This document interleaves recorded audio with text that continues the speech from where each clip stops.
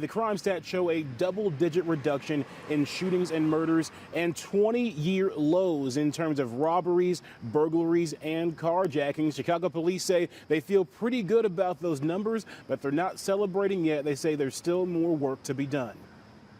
So we're proud of the progress that we're making. It is progress.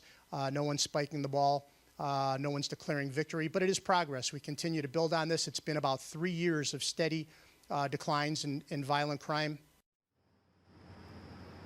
And part of that steady decline he mentioned is murders and shootings. They are at their lowest number since 2015. Numbers show this has been a trend that's continued through the summer, which is when violence usually spikes up. So what exactly has worked? Well, Riccio says it's been all because of partnerships with city agencies, community groups, and street outreach organizations. But it's not all good news. When you zoom in on the numbers, crime on the CTA is actually on the rise, doubling since 2015. I asked Deputy Superintendent Riccio about what's being done for commuters.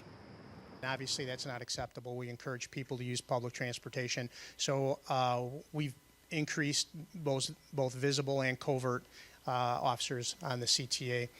That remains a challenge for us. We're going to continue to work on that. And as we mentioned, still good numbers overall, but there is still work to be done and still people that feel unsafe in their neighborhood. So I asked CPD to get some details of what they want to see happen next. I'll share that with you coming up later in the show. For now, I'm live from CPD headquarters. Brandon Pope, The Jam. Thanks so much. Yeah, good morning. Double-digit drops for shootings and murders and 20-year lows for nonviolent crimes. Deputy Superintendent Anthony Riccio says he thinks these positive numbers are helping build trust with the community.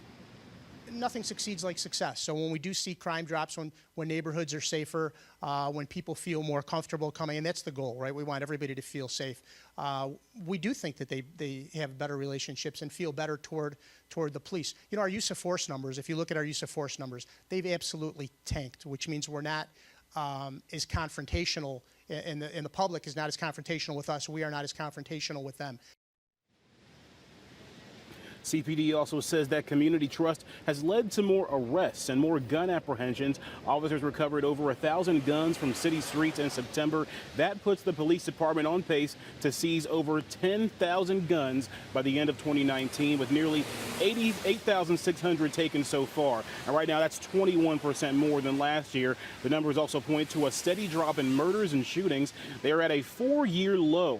Numbers show this has been a trend that's continued through the summer, which is when violence usually spikes up. Yet there have been 389 homicides this year, 389 more than there need to be. So Riccio believes the best way to help that number go down is to keep repeat offenders off the streets. The biggest challenge he thinks stands in the way.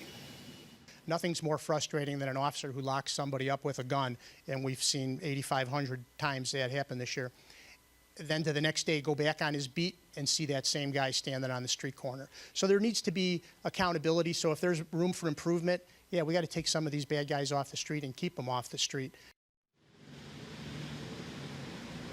Still good numbers overall, and the police say it's all because of partnerships with city agencies, street teams, and community groups within the city. I'm live from CPD headquarters. Brandon Pope, The Jam.